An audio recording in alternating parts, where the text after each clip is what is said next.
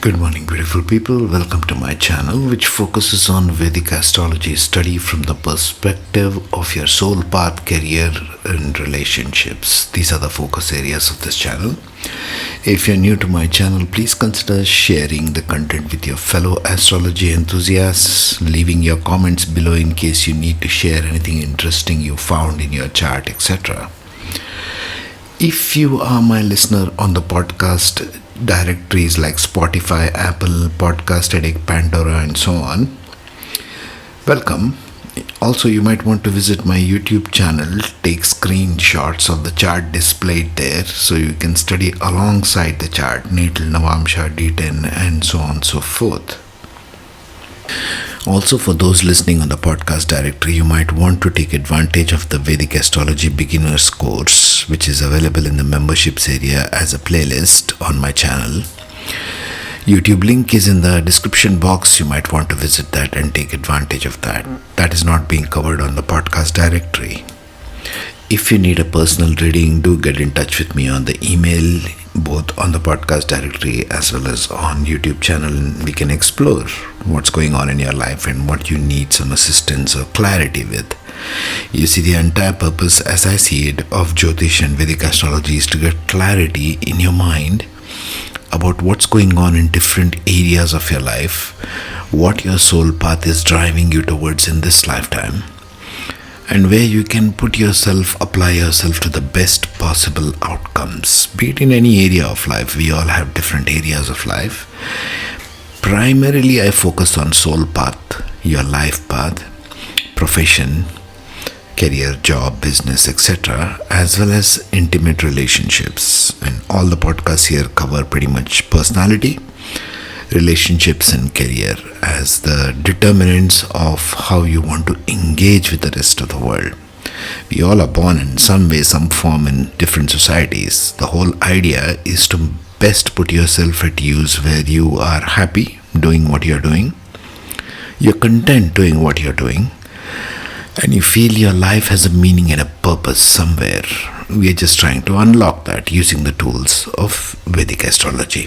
Now that we have finished studying the Amatyakaraka in different Navamsha, the 12 of them, let us do some career case studies for Amatyakaraka, because unless we do some case studies, unless we implement and study the Amatyakaraka from the perspective of charts, actual charts or virtual charts, we won't know how it is applied or what it really means, isn't it? It's like trying to understand physics without applying it in a lab. You have to test this out on charts. So as much charts as you can get your hands on, practice these principles. If you have queries, you can leave it as comments in the comment box. But please take time to understand these principles first. All the series on Amatyakaraka and in Navamsha playlist uncover all of that first. Study the basic principles and then come to this career case studies. Right, let's get into it. What are the 6 principles or 6 aspects I have taken into consideration in career case studies of Amatyakaraka? Number 1, we are going to study Amatyakaraka in D1 and D9 charts both. That is to say, your natal as well as your Navamsha chart. We shall study how the position of Amatyakaraka goes. Number 2, we shall study the relations to the Atmakaraka in both, your soul significator, yourself, Atmakaraka. And podcasts are already covered on Atmakaraka. You might want to go through that. What is your soul relationship with your profession? Is it helping? Is there someone helping in your profession? Atmakaraka and Amatyakaraka relationship in both D1 and D9 also we shall cover. Number 3, the placement in houses and signs in both natal as well as Navamsha charts. That will also be covered, because where the houses are playing in the natal and where it moves to in Navamsha is significant, isn't it? And also the sign, because the qualities of the sign carries to both Atmakaraka and Amatyakaraka. Number 4, types, progress, challenges, and successes in career, because we are focusing in these career case studies only. So We will deal with focal point as Amatyakaraka, and we will study Atmakaraka with respect to Amatyakaraka. Alright. Number 5, we will also try to borrow some hints from nakshatra placement of Amatyakaraka in the natal chart, because that's the physical manifestation. Yes, I already spoke of this. You might want to go through previous ones. Natal chart is your physical manifestation of reality. Navamsha is your internal self and all things going forward in your life. Essentially, when a soul is born, the way we apply Vedic astrology is from birth till the time you're 30 years old, till the time Saturn matures in a chart. What happens is you're acting more like only the physical manifestation, because you are pretty much in the hands of others. After 30 years, really it matures, and then the aspects of Navamsha kick in. So Navamsha literally is going forward in your life, the fortunes of your life. Yeah, this is the way also it is interpreted. So we shall try to borrow some nakshatra placement of Amatyakaraka in the natal chart also. Now, nakshatras are already covered extensively in the 27 nakshatras of Vedic Astrology playlist. Number 6, and very important point, I needed some charts to study here as a part of this exercise. And so what I have done is I have considered case studies. This entire case studies is for Gen Z, just like I did for Nakshatra Pada. Gen Z meaning 1998 onwards, who are born from 1998 onwards. Yes, you can Google it if you want. All case studies are of Gen Z kids. Names are all virtual, really. I have just stuck in virtual names. Names don't mean anything. They are random charts of Gen Z generation, starting from the year 2000 for Amatyakaraka. Let us begin. Before we begin the actual case studies, it is important for you to remember some rules in the Jaimini system of evaluation in astrology, which is very different to the Parashara system. Jaimini, first of all, focuses on Rashi Drishti. That means the sign aspects. Which sign is aspecting which sign? Aries is aspecting Leo, for example, like that. The sign aspects, these are not planetary aspects, which sign aspects it. So let's go through these 8 rules listed there on the screen. Number 1, Rashi Drishti. Every movable sign aspects all fixed signs except the one right next to it. Keep this rule book in your thing. You can take screenshots if you wish. Every fixed sign aspects all movable signs except the one right next to it. So, movable aspects fixed except the one next to it. Fixed aspects all movable except the one next to it. Every dual sign aspects all other dual signs only. Okay. Then there is the Graha Drishti, that is a planetary vision. The planetary vision says Jaimini primarily uses Rashi Drishti, but planets inherit the aspect of the sign they sit in. So planets sitting in movable sign will aspect all other planets which are in fixed signs except the one next to it. Apply the same principle to all the first three rules. So planets essentially sitting in movable, fixed or dual sign, because Jaimini is based only on sign astrology, not so much on planets. Planets will automatically inherit everything about the sign. This applies to all planets including Rahu and Ketu.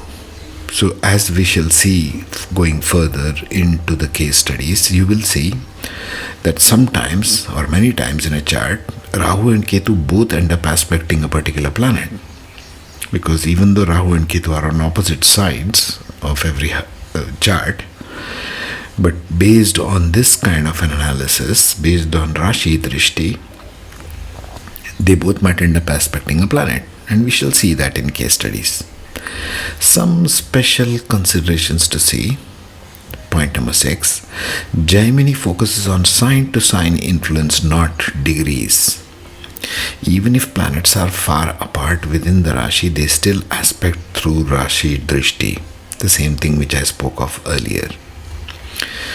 The only thing angles or degrees is considered is from Atmakaraka to Dharakaraka. The 7 Karakas is based on angle.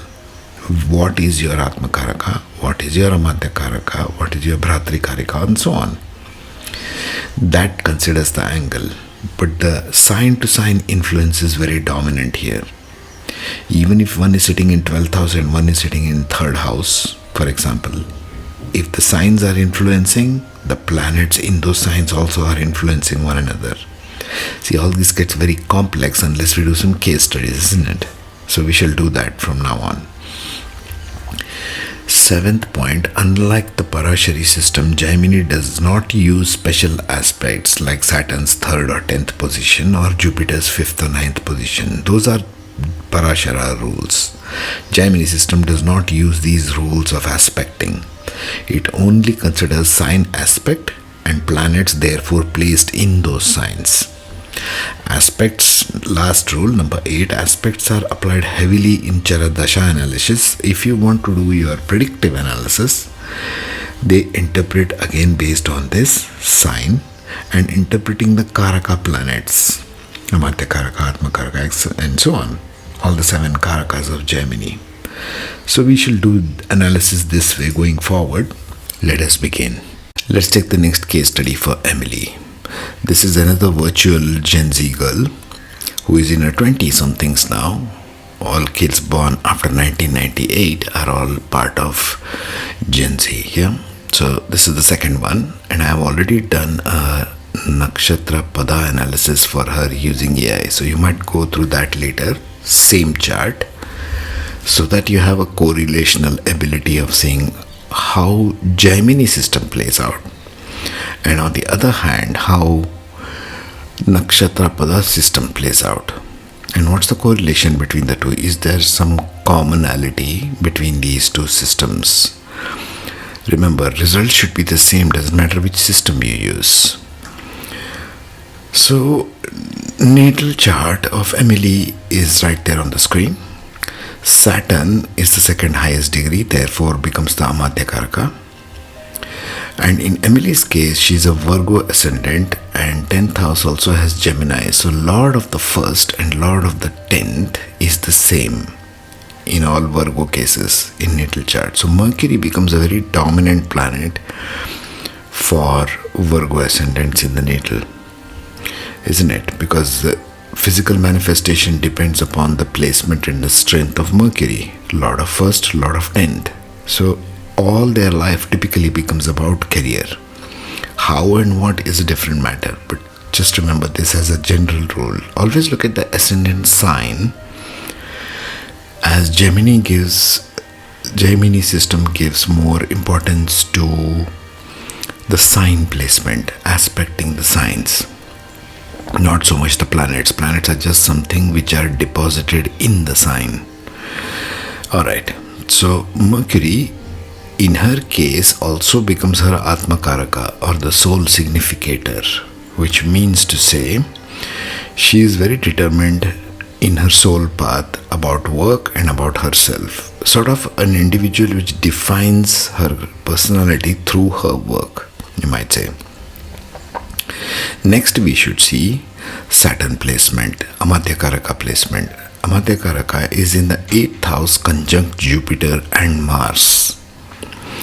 So something that tells me here 8th house is investigation. Saturn and Mars gives technical investigation, with Jupiter gives the research ability in investigation like law enforcement and so on. This could be one career path. Now, how is it related to the Atmakaraka? In her case, it is being aspected by Atmakaraka, Mercury. Mercury is her Atmakaraka, as you can see in the table down. So Mercury in Aquarius conjunct Moon is aspecting all these 3 planets. So it becomes a rich combination of driving energies for her. Mercury involved with Saturn as Amatyakaraka gives very slow, methodical, detailed, analytical research work. But since it's with Mars and Jupiter, it might be more prone to doing that in terms of secret services, in terms of law enforcement. Something working in the background. I don't see this so much as occult as much as law enforcement. It is sitting in the sign of Aries in the 8th. And Virgo is a sign of systematic execution. It's a detailed analysis ascendant. And ascendant lord is also sitting in the 6th. 10th lord is also sitting in the 6th. If you go by the main system, see? Let's go through one by one. Saturn is Amatyakaraka. Those two tables there represents discipline, structure, responsibility, patience, and long-term institutional work. Career orientation could be all of these: corporate, government service, industries tied to engineering and administration. By the way, Saturn plus Mars also gives engineers. Law, finance, and structured public roles. The attitude is one of persistent methodical work, daily work. And since she is a Virgo ascendant, this will be dominant. Natal chart analysis, placement in the 8th house in Aries. So something to initiate in terms of research. And since this is the power combination, Saturn plus Jupiter plus Mars, it is very strong. In Aries, it wants to initiate some rules and regulations, initiate some activity pertaining to law enforcement. Could even be a police officer, for example. Career involves transformation, crisis handling, other people's resources and research. Of course, these are generic points of pertaining to the 8th house. So it will give only generics here. Field could be finance, insurance, taxation and wealth. I don't see much of wealth here, although Mercury is sitting in Aquarius. The drive of Mercury is to acquire wealth here. Aries adds initiative and courage and creates turbulence and sudden changes in career path. Those are aspects of the 8th house typically. Conjunction with Mars and Jupiter. Saturn plus Mars, like I said, is engineering, construction, law enforcement, project management, military or technical fields. Aries provides a lot of logic. Aries provides a lot of initiative to work. Aries provides a lot of logic, and the Lord of Aries is sitting in its own sign. So there's a very strong Mars there. It's a lot of logic involved. With regard to career, right? We are talking about careers that involve logic. Mars and Jupiter will again give engineers in construction. Saturn plus Jupiter gives law, judiciary, policy, consulting and senior advisory roles. Now in this term, because it's sitting in Aries, the drive is more to initiate stuff. So I would say more like police, more like law enforcement on the streets. Saturn plus Mars in Aries will become a police officer, for example, or even a military strategist because Jupiter is sitting there. That would be pretty much the natal chart. Now let's see what Emily's Navamsha chart gives us. Now the Navamsha chart of Emily shows something like this on your screen. She's a Taurus ascendant in Navamsha.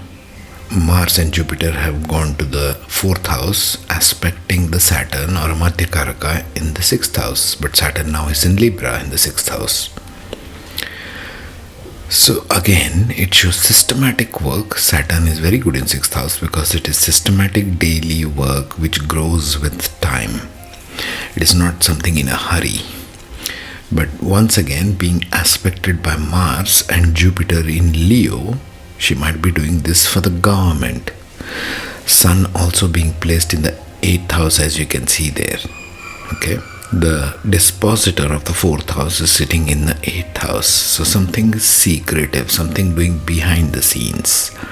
Because even Mercury is placed in the 12th house, or Atmakaraka. All of these aspects you have to consider. See where the dispositors are, which houses they are, even if they are not aspecting directly from the Jaimini point of view. So, Mars, Jupiter, policy making, logic, law enforcement, Leo, in the sign of Leo, so government, something to do with government. Leo is a sign of governance. Okay, policy making of law enforcement for the government. And since Saturn is sitting in the 6th house, it has to do with daily work. Your daily work might involve that.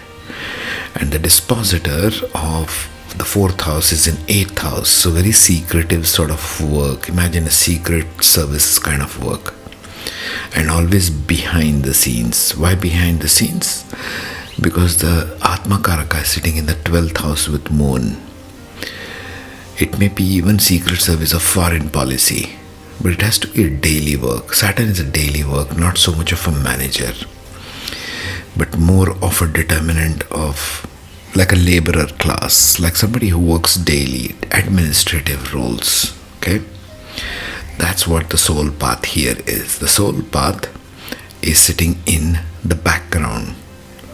It will drive this person, Emily, to work in the background scenes, making policy as a backdrop, not so much in the forefront of policy making. And it might be related to something law enforcement, military, judiciary, and so on. I can see more like a judge because Saturn is in Libra, the planet of choices, the sign of choices.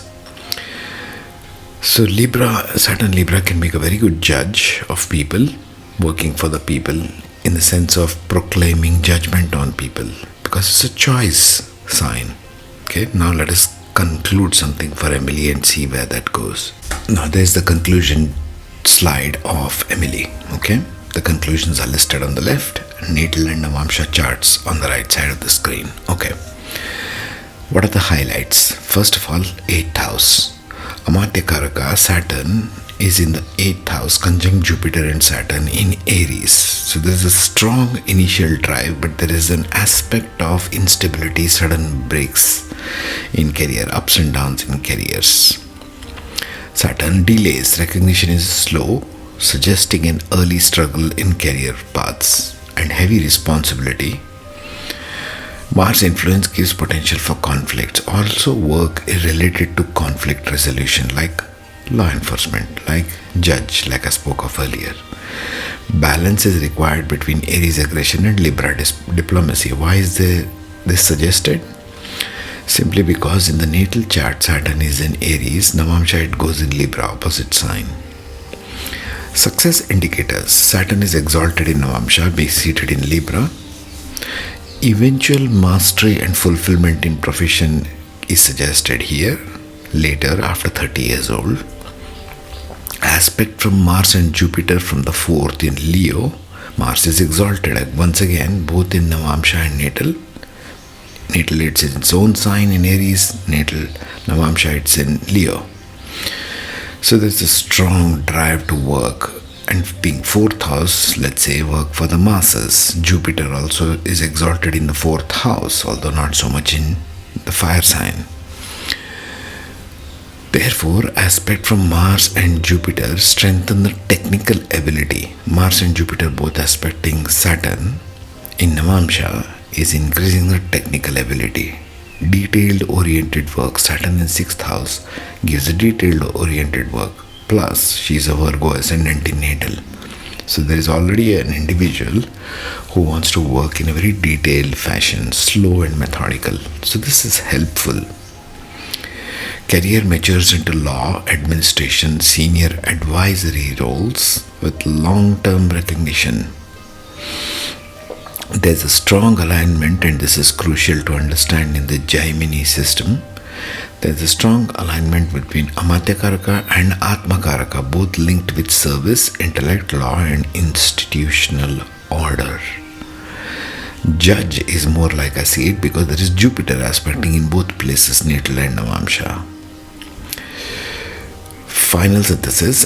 Emily's Amatyakaraka Saturn shows career centered on disciplined service and structured responsibility in the field of law, I would add. Likely professions, law and judiciary. There you are.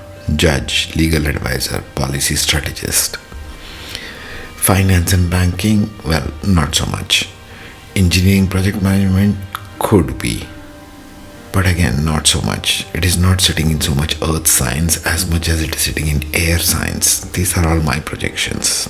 If you have some different take on it, you can leave it in the comments.